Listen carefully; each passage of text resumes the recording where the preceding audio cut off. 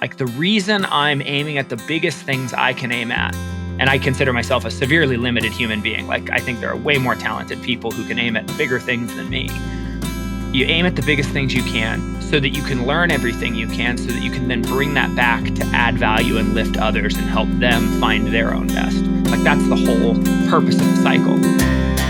Welcome to For the Long Run, the podcast exploring the why behind what keeps runners running long, strong, and motivated. I'm your host, Jonathan Levitt. Through personal and professional connections in the running world, I have the privilege of getting to know some amazing athletes. I've always been fascinated by the psychological aspects of running and what helps people to achieve success, however they define it, and this podcast is aimed at exploring this and much more. I hope you enjoy. Thank you to Tracksmith for their continued support of this podcast. Tracksmith is an independent running brand inspired by a deep love of the sport. Their new fall collection just released and is now available. It features staples ready for all of your training and racing needs. As the weather begins to change, versatile pieces are essential for handling whatever the season holds. Tracksmith's Twilight Quarter Zip and Horizon Long Sleeve are standout transitional pieces on the run. The pin dot mesh of the Twilight Quarter Zip makes for a lightweight and airy top that can be layered or worn on its own. The Horizon Long Sleeve delivers the familiar feel of cotton with the performance of a tech blend that can be put through the paces and then be worn out for coffee afterwards. By using code FTLR at checkout, you can receive free shipping and support Bigger Than the Trail, an organization that is using trail running as a platform to advocate for mental health. This episode is brought to you by Freedom Solar Power, the company I use to go solar on my house. Go solar this year and you'll get to take advantage of the 30%, yep, that's new, federal tax credit next year. It's time to break free from rising electricity costs. When I first started looking into solar, I thought it would be a clunky and expensive process. Going solar isn't as hard as you think it is, and Freedom Solar is a turnkey solution focused on educating the consumer and making sure they have all the information they need to make sure going solar is right for them, both financially and as a way to help the planet. Freedom Solar operates in Texas, Colorado, Virginia, Florida, and now North Carolina too. There are plenty of other great options nationwide. I have a super important question for you. Are you giving your body the nutrients it needs to help bolster and protect your immune system? How do you know? Friends, I'm here to help you eliminate the guesswork with two products that have had a huge impact on keeping me healthy and strong during my training and races that I strongly encourage you to try. Previnex Probiotic and Previnex Immune Health Plus are powerhouse products that can help you perform at your best and keep you healthy, especially as we move into a season where bugs that can take you down are everywhere.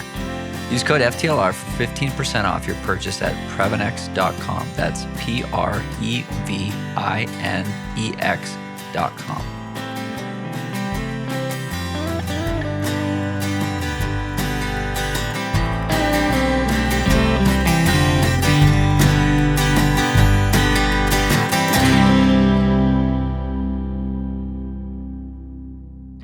Welcome back. I have Jason Hardrath joining me on the podcast today. Jason, or Jason, as we were just talking about. Thanks for taking some time to chat. Absolutely. Yeah, that's not how my name is pronounced. We were just joking about weird pronunciations of normal-looking names. I'm a school teacher, so I get that sometimes. Yeah, it's good to be here, dude. I'm glad we finally made this work. It's been a while since Tahoe and the Inside Tracker House and being able to hang out at Broken Arrow in Western States. That was a cool experience. Yeah, that was a fun time, just sort of playing in the mountains for a while and having fun conversations and eating lots of good food and then watching people run very long distances. All Absolutely. the essentials. Well, and the talks that you guys put on too were pretty rad. That was the fun. research you guys did, or you did with I'm going to space on her name, the doctor. Emily and Megan. Emily and Megan, yeah, that they did through Western States, like some cool stuff. Thank you. Dr. Emily Krause and Dr. Megan Roach have both been on this podcast a couple of times. Actually, not a couple of times, just once. Really fun conversations with both of them. I recommend listening to the end of this one and then jumping into those ones for lots of laughs and lots of science. But let's talk about Jason. So Jason, who is Jason? Oh, man. At this point, I am a wild elementary physical education teacher who uses his breaks and weekends to go crush mountain records and FKTs. A younger version, and still to this day at the core, I'm an ADHD little kid that could never sit still.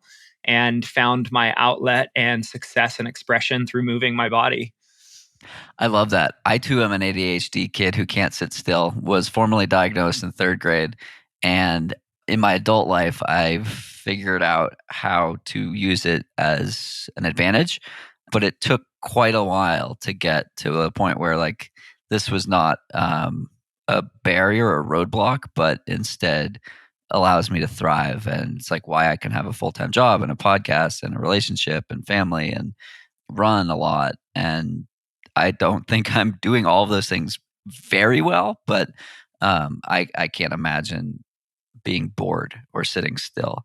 And so that's, for me, that's what inspires. Like, I just want to do more. I want to see more. I want to like push. So I'm curious for you, like, at what point did that become an advantage? And at what point did you harness it into chasing 100 FKTs, into, biking to work, into all this stuff that makes you you?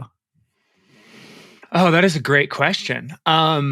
It started, I mean, the initial inklings of it started very young. I got into skating before I became a runner, and got into the process of it, like just, taking my falls, enduring the pain to earn the tricks and land the tricks, and, feeling that sense of accomplishment. And so that kind of started the process ticking of like, okay, I love moving my body. I'm happier when I'm out here. I understand this process I have to go through to like get to the next level, so to speak. And I like that experience. You could almost say I was obsessed with that experience. And then broke my wrist, and the parents said no more skating because they didn't like me sneaking off to do that anyways. And then discovered running and kind of had a similar experience in middle school of like, oh, I want to try to break a 6-minute mile because nobody's breaking 6 minutes in the mile at the middle school this year. And so like worked my butt off, what is working my butt off for an elementary or for a middle Just school doing student. something. And managed to break it on the final PE mile of the year, ran a 5:57. And that kind of turned the wheels even further with this sort of goal setting mindset and like, expressing myself physically. And then that became a really deeply integrated part of my identity. The way I found a place in my, through my youth, like, oh, Hardrath, he's the guy that runs. Like, that's what he does. He goes to state or is on varsity for any running related sports team. And I had to do some work later on with that to not have it own my identity for sure. But it started to be sort of how I found my way in the world and found my place in the world at a pretty young age. And then I knew it was, because a lot of people, they're like, oh, I played high school sports and then now I sit and watch football. And I'm like, man, that's not me. Like, I need to be finding the next thing and the next thing. So I set the goal to make it onto a college team. And it's like I wasn't a super talented athlete. Like, I'm not some mega elite. It's like I had to work my butt off and market myself really well at the time. Because no athlete was sending out video recordings of themselves to coaches really at that point. I'm sure it's super common now, but luckily I had a dad that had a video camera and he actually filmed me and edited some film together of me like winning races and stuff. And I was able to send that out. Late 2000s. Yeah. So well before people were just walking around with, cameras on their cell phones where they could record anything they wanted. And so was able to send out some of that and get onto a small NAI college team. And then that was sort of the next thing. And then from there, picked up biking and biked across the United States and got into marathons and then Ironman triathlon shortly after that, because I was like, well, I can bike and run now, so maybe I should try triathlon. And so signed up for a full Ironman triathlon, not being able to swim further than like 3 lengths of a pool. And so had to teach myself to swim with kind of like a deadline of like, I have 6 months to figure this out. And it was a really hard process because when you don't, that's one that you can't just like muscle your way through. You can kind of just be like, well, I'll just force the running and I'll force the biking. But in the water, it's like you can't force anything with me. You actually have to do it right. So that was a real process. But yeah, just sort of kept leading one thing into the other. And then I, built this fitness because I kept just embracing the next challenge. That was always sort of what the process was. It's like, okay, what's next? What's the next hard thing I can aim at that's like on the edge of believable, the edge of possible, and just pursuing those things. And I had a big car accident in 2015. I'm sure we'll chat a bit about that too. But that kind of what shifted me from the triathlon focus and got me out into the mountains. And that led to the whole journey to 100 FKTs. What I find so fascinating about your story is that some people set big goals and then there's like post-race blues that occurs afterwards. I'm curious if you I'm going to stop there. I'm curious if you experienced that. That's a great question. I think to some sense, anytime you do something that creates a really, really high experience, so to speak, like a peak experience, you're gonna have, just because returning to your normal baseline feels like a drop, you're gonna feel a little bit lower. But like I think some athletes describe like going into like a deeper abyss and like struggling. And I think what that is a lot of athletes struggle to process like, well, what, they have a transformative experience out there. Like I've had a few conversations with different athletes who did really big things in the FKT world this year. And they're almost all of them articulated like this, whoa, this was really significant, but I just don't know how to process it. I don't know what to take away from it. Like what do I do now? Sort of these sort of unsure vibes. And I think our society on a level has been experiencing this with COVID. This liminal space is one of the terms to describe it, where it's like stuff isn't how it was, but it's not quite how it will be. And we're kind of like, how I don't know what's next. Like I don't know how to process this. And I think for me, because such a powerful part of why I choose to take on challenges myself is, well, the whole mantra of my journey to 100 film launch, and like what I would write on the posters for like little kids who came to see the film, was aim high, lift others. And so that's always been how it works for me. Is like the reason I'm aiming at the biggest things I can aim at, and I consider myself a severely limited human being. Like I think there are way more talented people who can aim at bigger things than me. You aim at the biggest things you can so that you can learn everything you can, so that you can then bring that back to add value and lift others and help them find their own best. Like that's the whole purpose of the cycle. In a small way, it's compared to the hero's journey, where like the hero isn't the person that slays the dragon. In Western culture, we kind of think like, oh yeah, like the badass that slays the dragon, like that's a hero. It's like, no, no, no. A hero is the person who maybe even is reluctant to go out, but because they see the suffering of people around them. And I mean, people do suffer with obesity. People do suffer with depression. People do suffer with aimlessness and meaninglessness in life. And to like step out and do something that you're like, whoa, this really makes me come alive, and be able to bring that back. And, maybe there's 10 kids even if it was just 10 kids, it would make it worth it if they go, oh, that's a roadmap for how I can live my life in a way that will make me come alive. Like that's what I'm missing. I'm not supposed to go sit and work at a desk and like be miserable. Like that's not what I'm cut out for. And so I always find I navigate those liminal spaces very quick because I always know what's next. I did this big thing. I had a transformative experience. I struggled valiantly and deeply, either to the edge of failure or sometimes, as we're going to talk about later, some failures. And I get to come back and say, hey, it's all worth it. Like this is what's possible when you take these aims. And so it creates this full circle of like, well, because I think one of the questions we all, as athletes, all sort of struggle with is it just a selfish endeavor? And I think, yeah, in a lot of ways, it can just be a selfish endeavor. If the only reason you do it is to like get the record and then brag about it in the bar, like, yeah, okay, it's a self-serving endeavor.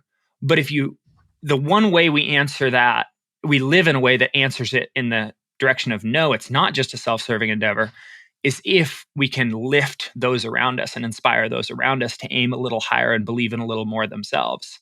And then I think it's actually, when I think about it on like beyond just myself, like the cumulative effect of all people who are aiming at big athletic endeavors, bringing it back and inspiring the communities around them. It's like, that's a strong collective lift on society. That's a big difference because everybody connects with different people and has different friend groups and comes from different hometowns. It's like the lift on those spaces where those people are like, okay, these things are possible. I hadn't even thought about it, but that sounds amazing. Like I don't know if you can fully calculate the difference that makes when you start to think about it on a grander scale. Yeah, I love all of that. It's ironic that we are recording this on September 1st. My grandfather died 3 years ago to the day. And the last conversation I ever had with him was basically, why are we here? And his takeaway on 80 plus years of life on this earth was, we're here to make the world a better place when we leave it than how it was when we entered it. If you do that, your life is a success, and your time here was a net positive, and you'll be remembered, and you'll have a legacy. That's not why we do it. That's just the point. That was his takeaway. Everything you just said is exactly in line with that, and how I aspire to live my life, and how you aspire to live your life. And I think that if more people approach life with this ethos, like, we wouldn't see all this hate, right? Like, we had a DEI training at work yesterday, and the point was made that everyone just wants to feel like they belong, and they can exist in a space and feel welcome and accepted. And there's so much going against that in the world. And there's so much where, because someone is different, or because someone is not like your lived experience, we like shun them. But the last 5 minutes of what you've been saying is actively seeking the opposite of that, and making people feel welcome, making people feel like they can do more. And I think that's the whole point of endurance sport, at least like why I love the community, because what's the point of running? Like, it's dumb if you think about it. We're actively doing hard things, trail running, hiking, climbing. Like, you're going further and further away from safety with every single step you take, especially if you're doing an out and back, where literally every step takes you further and further and further away from safety. Yet we choose to do it. We choose to get uncomfortable. And when we do these things, hard things become easier, and moderate things become easier, and hard things become moderate, et cetera, et cetera, et cetera. And it shows other people that, like, we can do it. We can do hard things and persist and grow and adapt and thrive and raise others, aim high, lift others. I love that. Yeah, that's definitely been my slogan, my mantra through this whole thing. It makes me think of that quote, "A rising tide lifts all ships." But the thing I've started thinking since I've pondered this more is, it's like, should we think of ourselves just as another ship, or is it better to conceptualize yourself trying to be the tide? Working with those around you to be the tide that's lifting the ships. Like, that flip on that thought has been really significant to me. I just dropped my mic for those who can't see, which is everyone. That's incredible. I love that, like, change in the analogy. So how does Jason help the tide rise? I mean, first off, yeah, I mean, you have to. Another quote that informs me is, "No stream rises higher than its source." And that's one that you learn the lesson of in the mountains. It's like, the water you can drink straight from the mountain without filtering is often high up on the mountain. You don't have to worry about it being polluted by other humans or animals or whatever. You're above the tree line. It's coming straight from the glacier above you. You just drink it straight. Obviously, people should take their own risks and do their own assessment, but I often drink straight I'm from the going up mountain. high this weekend, and I'm going to drink some stream water, and we'll report back. Awesome. So the quote is an ancient Chinese proverb, and it's in reference to, like, where you get your information from, like what you set your aims at, what you're learning from. And it's always sort of informed me. I very much, like, I'm supposed to be a teacher, much larger than the sense of the societal job. Like, I think I'm wired to be a person who would teach regardless of whether that role existed in some kind of paid scholastic system or not. And so the moment I heard that quote, it's like, oh, well, then the goal is, throughout your life, to do everything you can to make yourself into the highest possible source you can become. Like, obviously we have our limits, but, like, however high you can become, so that way the things you have to say to people can be embraced without the need of a ton of filtering. It's not mostly BS, it's mostly quality. And yeah, that's definitely informed, like, my journey. And I think it's one of the reasons, like, since I know I've chosen to do this physical life, to I teach PE. So I'm teaching through the medium of physical movement, and I'm teaching all about life skills and emotional management and relationships. Like, it's not just, here's how to throw a ball. It's, here's how to throw a ball. And now that we're throwing the ball, look at all these things that are happening with our friends and emotions that are coming up. how do we manage those? How do we deal with those so that we can keep playing the game in a positive way, which is essentially life, right?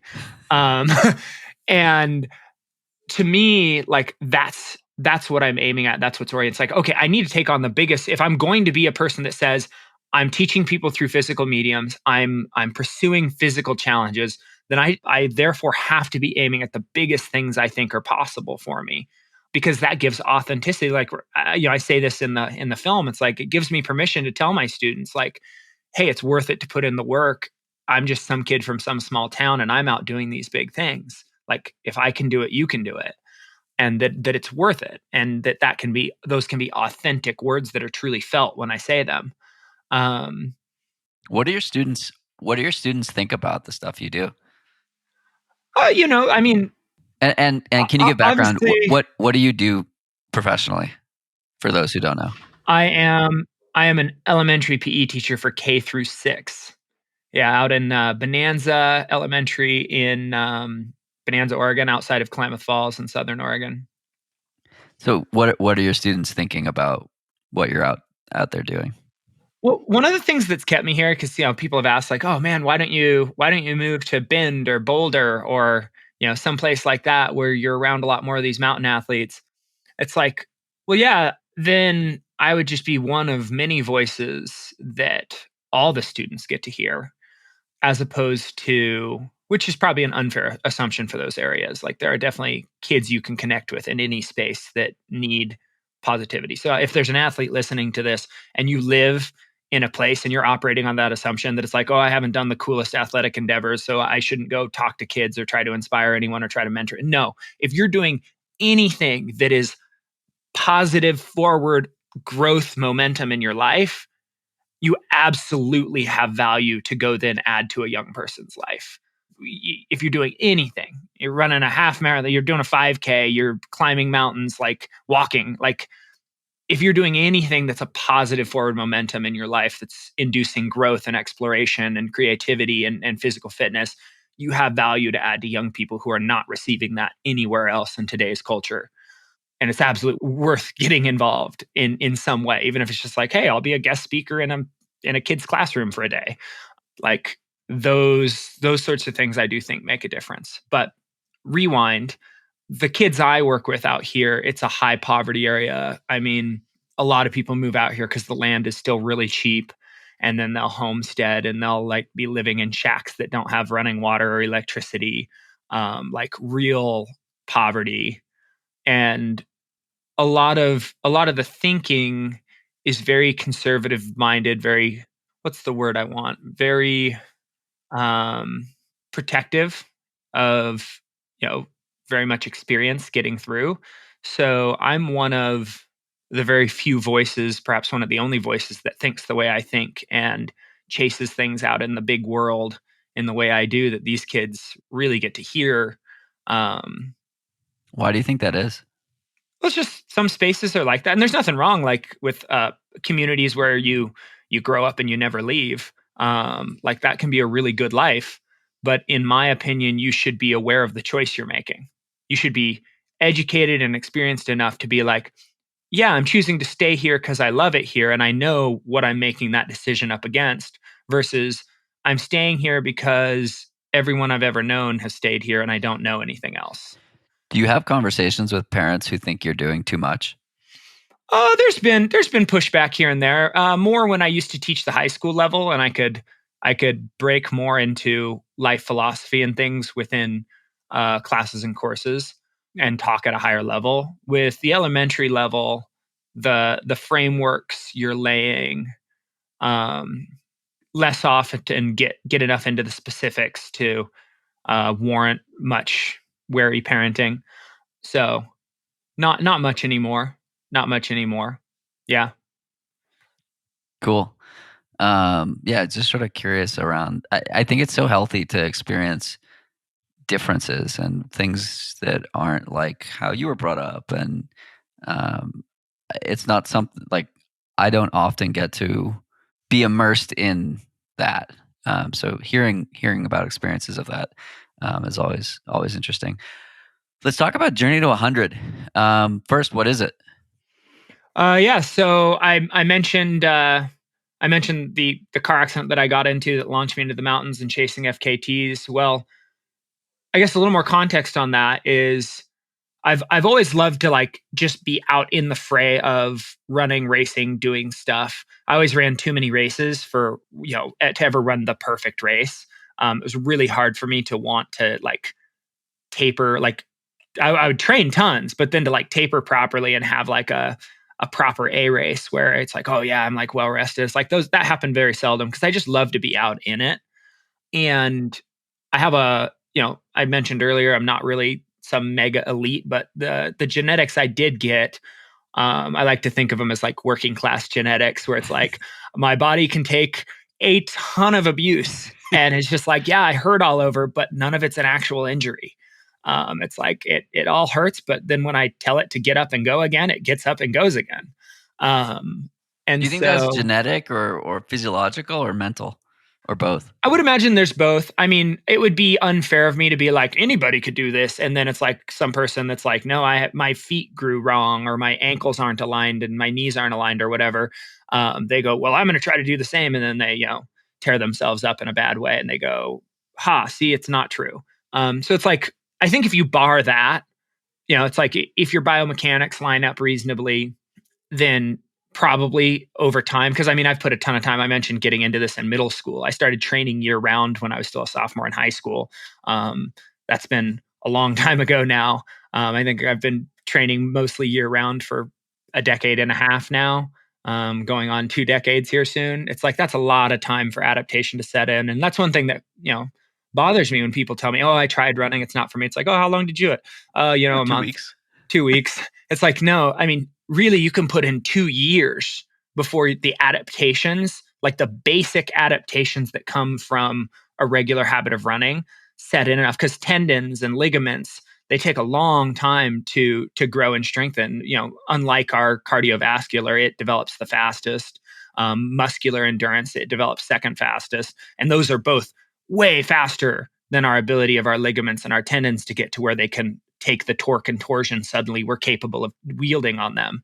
So it's like whenever somebody's like, oh yeah, I could never do what you do, I tried for 2 months, it's like, sadly you didn't actually try. Like I don't want to downplay the amazingness of them putting in 2 months of effort training, but it's like at some point we have to talk about the realities of the physiology. Like the science says, no, you didn't actually try. Like you didn't fully see what your body was capable of if you gave it time to properly adapt. And then you get like epigenetics in there and how long those take to toggle with different stresses. It's like it takes time to really discover what's possible for your body. And I've heard the story told. I have one friend comes to mind. He didn't start running until he was 39. He was smoking like 2 packs a day, stopped smoking, took up running because one of his kids like, you never finish anything you start, Dad. And that like struck a string with him. And so he's like, no, I'm gonna take up running and I'm gonna stick with it. And he became, over the course, the first 2 years, he struggled to run like 5Ks and 10Ks, and it was painful, and he'd have injuries and all that. And like 2.5 years in, he's running 100 milers. And by like 3 years in, he's like a household name in the state of Oregon as this like old man crusher that always gets like third place at these 100 milers. And it's just like, I've heard that story multiple times where it's like the people that put in a long enough span of time for those changes to really happen, it's like, oh, wow, like the roof is actually a lot higher than you ever would have thought. But that takes time and dedicated effort. And those are 2 hard things to cultivate sometimes. I think that's a secret though. Like nothing, it's like the 10,000 hours or the overnight success in 10 years. Pretty much. The secret is there's no secret, just do it. Like be consistent. The Des Linden keep showing up mentality. Well, I think that the only secret is finding something that you can see a vision with and you can find meaning in, or you love so much in some way, it brings you joy in some way, that putting in that time feels easier than, say, like if you asked me to do like paperwork, like, hey, put in your 10,000 hours of paperwork so you can become a world elite paperwork doer. It's like, oh man, I would rather just die. Steve Magnus said, I've referenced it a few times on the podcast now, but something along the lines of like, it's funny you mentioned joy. He said, basically, like, my goal is to help an athlete find joy in the training. And if they do that, the tangible results will come. Yep. If you've been enjoying this podcast and can spare 90 seconds of your time today, can you do me a favor? Can you pop over to Apple Podcasts and leave a review? It helps other people find and enjoy the podcast too. Thanks so much. Thanks again to Tracksmith for supporting the podcast and for their continued support of not just this podcast, but for the running community in general. I'm proud to partner with Tracksmith, and I'm excited that with all purchases made using the code FTLR, you will get free shipping, and Tracksmith will donate 5% to Bigger Than the Trail, an organization that is using trail running as a platform to advocate for and provide resources related to mental health.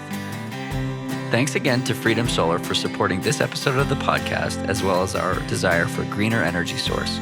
The buying process was fascinating and so eye-opening, most notably how simple and cost-effective it can be. I'm excited to pay my learnings forward. If you're curious, message me on Instagram or Twitter, and I'd be happy to help you get in contact with some great resources or even just answer some questions. Freedom Solar is a full-service solar company installing solar panels and backup power systems since 2007. They operate in Texas, Colorado, Virginia, Florida, and now North Carolina too. My parents have the same panels from a different company in Massachusetts. More than a few friends and podcast listeners have already gone solar, and they're all so excited and happy with the process with Freedom Solar so far. Previnex has amazing products that have benefit my health and the health of other runners that I know, which is why I'm so excited to introduce Previnex to you as our newest sponsor. They also have a killer everyday immune supplement called Immune Health Plus that I've been taking and will tell you about in a future episode, but I highly, highly recommend you check these out and try the products for yourself. One of the best parts is that if you don't experience benefits on any product within 30 days, they have a no questions asked 100% money back guarantee for a full refund. You have no risk and everything to gain here. Use code FTLR for 15% off your first purchase of any products at Previnex.com. That's Previnex.com. And I can't wait to hear about how these products are making a difference in creating health in your life.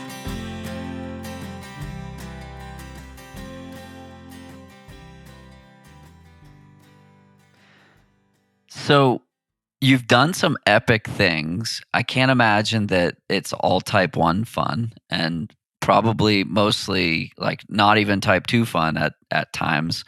I often ask the question phrased as you're standing on the start line, but to you, I'm going to phrase it as you're standing 10 feet outside your van at a trailhead thinking about you're about to set off an adventure for 24 to 48 hours. What are you thinking about? Absolutely. Well, I'm going to dovetail into finishing. I didn't actually finish answering your last question. And the finish to that is I started chasing. So after this car accident and the recovery and all that, like I couldn't run for a long time. And I started doing just running between peaks because I picked up the ability to rock climb as a effect of not being able to run. I needed something else to do. And I started hiking mountains, and then I ran into mountains that were technical. So it's like, well, I guess I need to be a rock climber now. I can go up them. I just took up rock climbing, and I sucked at it really bad to begin with. You know, be brave enough to suck at something new. I was literally the worst person in my climbing gym. Like 10-year-olds were climbing better than me. And that was tough because I came from being a very good triathlete, qualifying for 70.3 world championships to, well, now have 10-year-olds who are better than me at a sport I'm attempting. And to me, like, when I started getting out there and like linking these peaks together, it was like these giant play days. Like, oh, I get to go mix these skills and these beautiful views and just moving big and like pushing myself, seeing how many peaks I can tag in a weekend. And so I was already kind of doing the process and in love with the process and in love with trying to get to the next challenge and seeing how many challenges I could link together. And that's kind of the mindset question you just asked about, what's on my mind. And so then I discovered FKTs. And so very quickly, even, I didn't say it publicly very early on because it would have been a silly thing to say publicly because people would have been like, what an idiot. Like, what's he even going to do? Nobody has more than 50 FKTs right now, like 100 FKTs. What a silly objective. But I kind of knew right away that it's like, I want to do 100 of these because that means I'll have done 100 awesome link ups and spent 100 epic days doing stuff I love and have the memories for it. Like that's at the root of the goal. And so when I'm towing the line on a fresh project, it has to have been something that drew me. It has some key component, whether it's technical terrain or glacier travel or climbing a big peak, something that drew me, or maybe it's contributing a route to an area. Like sometimes I like just creating a route that it's like, yeah, this isn't my route. Like it's not my specialty. Like somebody's going to come along who's a better runner and absolutely smoke me on this, but it's a route that hasn't been done yet. It's a beautiful way through the, display of that region. And so I'm going to create the route and establish an FKT. And then sure enough, people come along and smoke me on it. It's like, oh, cool. I was right. Like other people like it as much as I did. And I'm slow. So as I'm towing the line, what I'm looking forward to is the challenge is the different little things that I'm going to get to problem solve or face that day. One thing I particularly enjoy, an example is when I've run, like running is already a distilling experience, right? I mentioned being ADHD and my mind's all over the place. And people can probably tell from how I've just been talking in this podcast. I'm like, bing, bing, bing, bing, bing. Like that's my normal existence every day of my life, 24 hours a day while I sleep. I imagine my mind is doing a lot the same though, while I'm asleep too. When I get out there and like running by itself has this distilling effect. We've all noticed it. Like the longer you push into a run, the less you can worry about the dumb stuff. And then pretty soon you can't worry about your to-do list and you start to like work through some emotions and that falls away. And then pretty soon it's just like you with yourself, present with the sensation of, well, I'm feeling the fatigue and I'm tired. Do I keep pushing into it or do I yield? And I always love that about running. But then what I discovered is when I bring that to bear, where I've run my way out to a rock climb, a scramble up a mountain where it's like, serious terrain, where that fear of heights. Some people think, oh, he must not have a fear of heights with the stuff he does. If you watch Journey to 100 film, you'll get to, the sweaty palms experience. It'll give you that. And so I do this stuff and they think, oh, he must not have a fear of heights. It's like, no. I definitely have a very, very palpable fear of heights, but I've trained my focus to come up and match my fear. And so it creates this really dialed flow, this really focused state where it's like I'm feeling the tension in each of my fingers and the sensation of the grain of the rock under my fingertips and the push of the breeze through my body as I stabilize against it and the tension in my calf and the grip of the rubber on the holds below me, like all these little nuanced details. And that's it. Other than that, it's just absolute silence and maybe occasionally soaking in the views around me. It's just this sacred experience, if you will. It's a sanctuary. And that experience to me is one of the best human experiences I can have. It's a beyond ordinary experience, right? I don't get it while I'm sitting at a computer or surfing Instagram or whatever.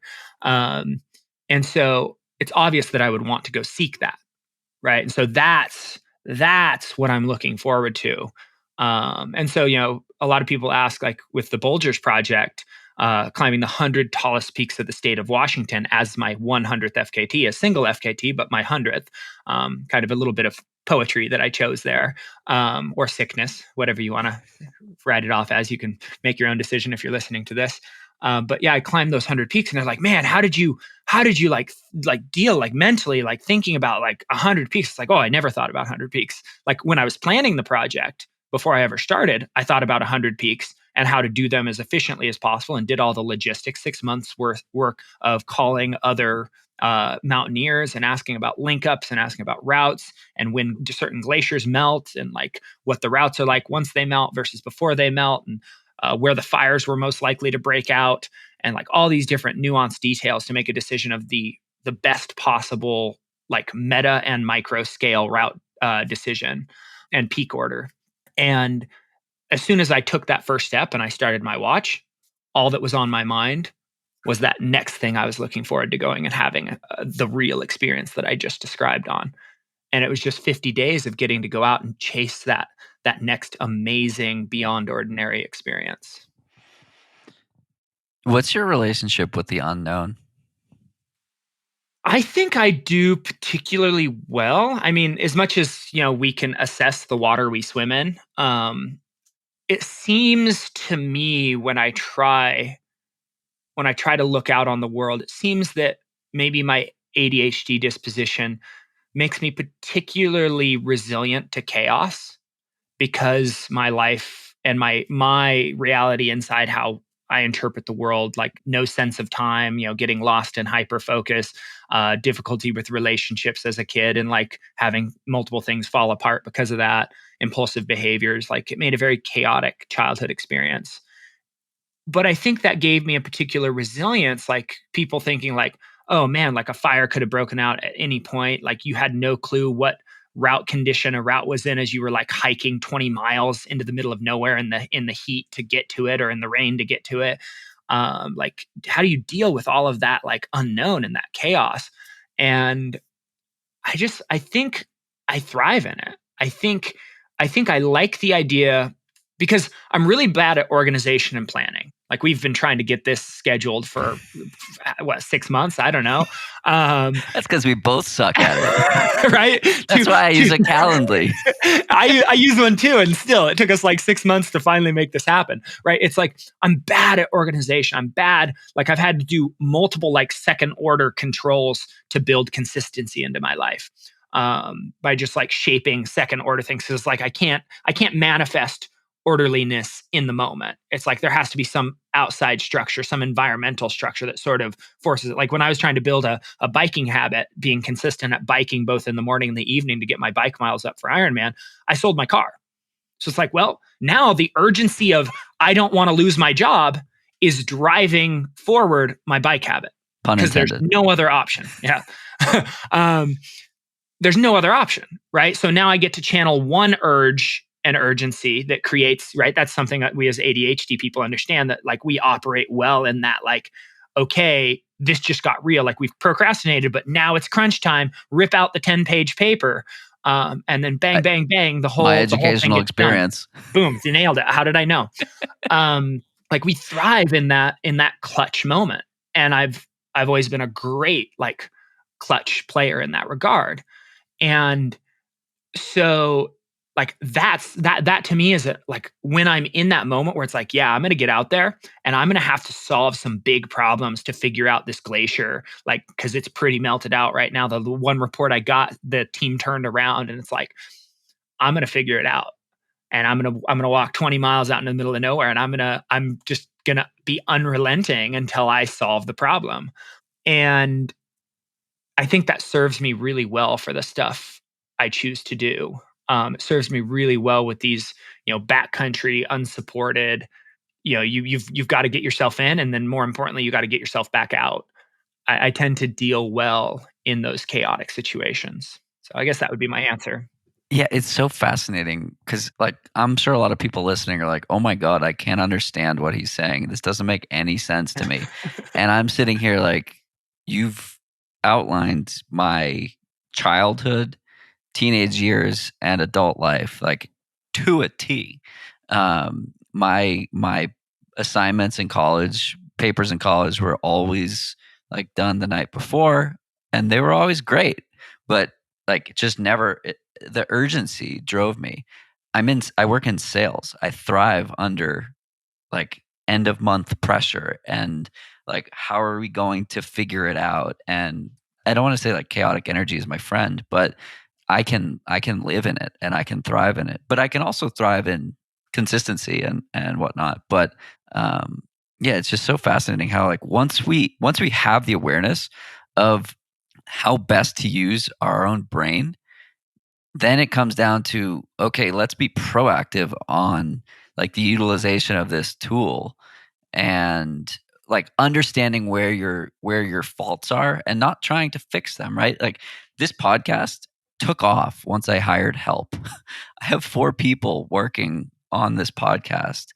Ruby, Emily, Angie, Brian, like I couldn't do it without them.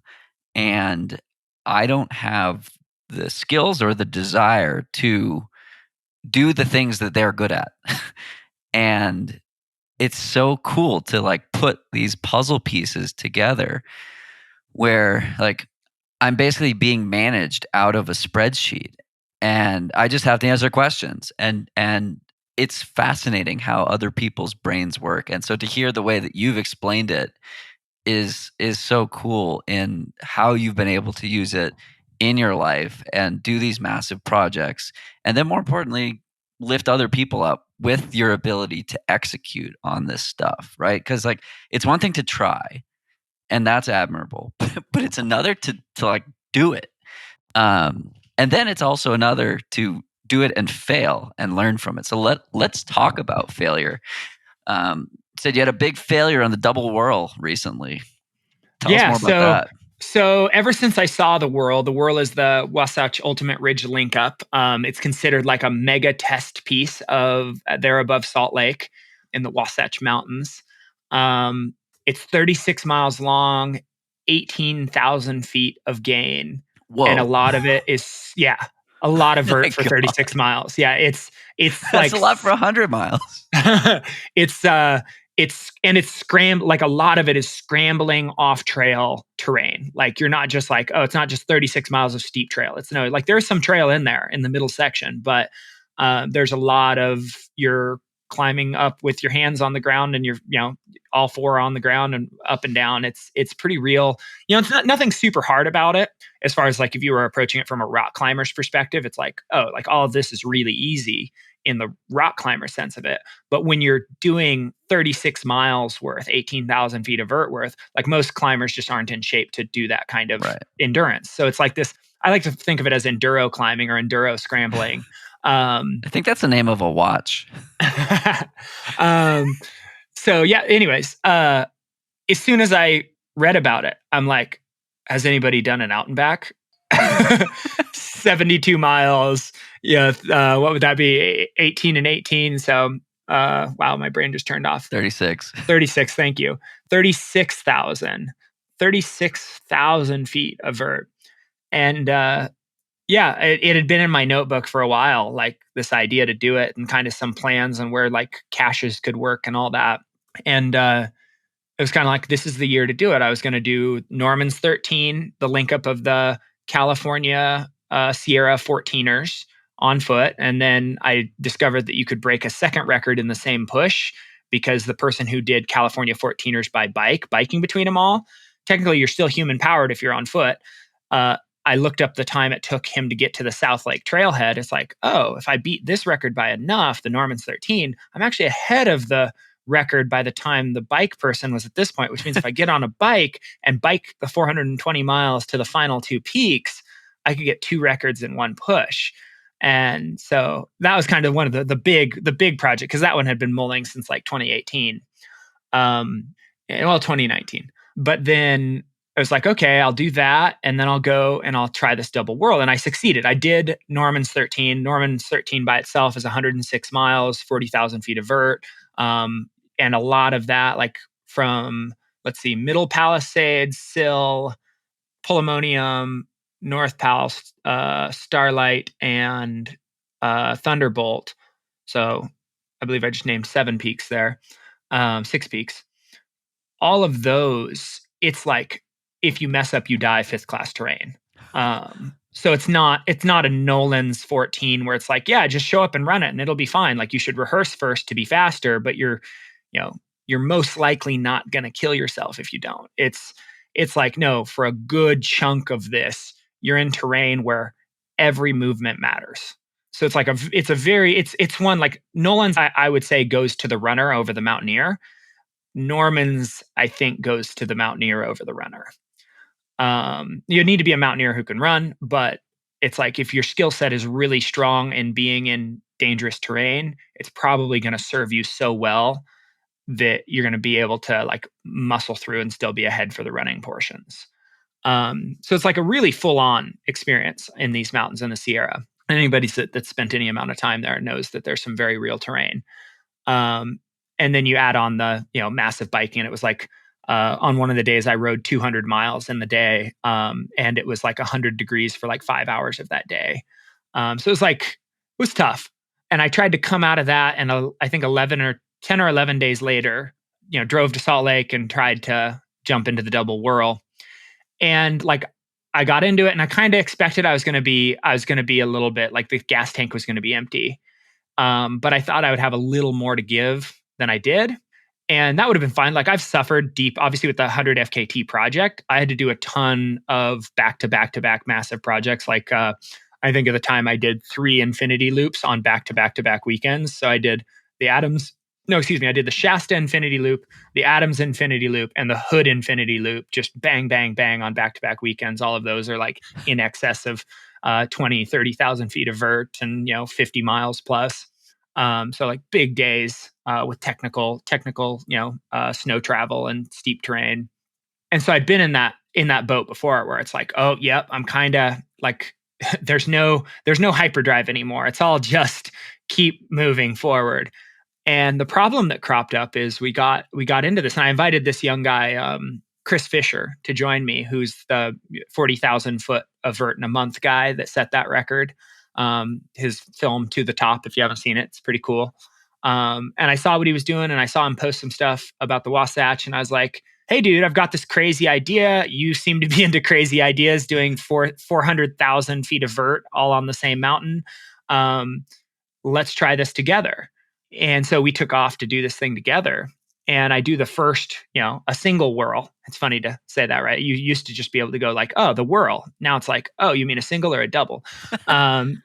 So we finished the first lap, and it's like I knew thunderstorms were rolling in because I'd done the research on the weather.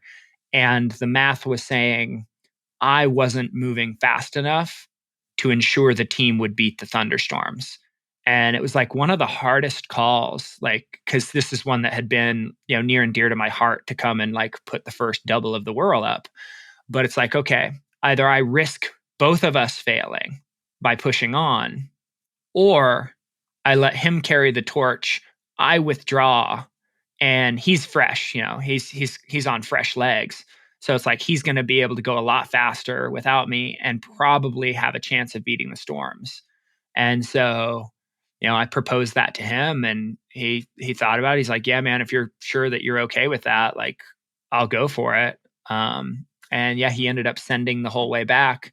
And the funny part is, he wanted to have pacers because it was his first experience. Like, and that's one of the things I love to do with people. Like, even a single whirl was a furthest he'd ever gone, most scrambling he'd ever done, most vert not most vert he'd ever done. He clearly had done a ton of vert in given days on his project, but walking vert, not like scrambling vert.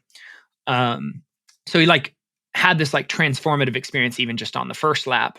And then he gets to turn around and go back through darkness again and all of that. And so he wanted to have pacers the whole way, which is fair. Like every single step is a personal record. Probably okay to want to have some support.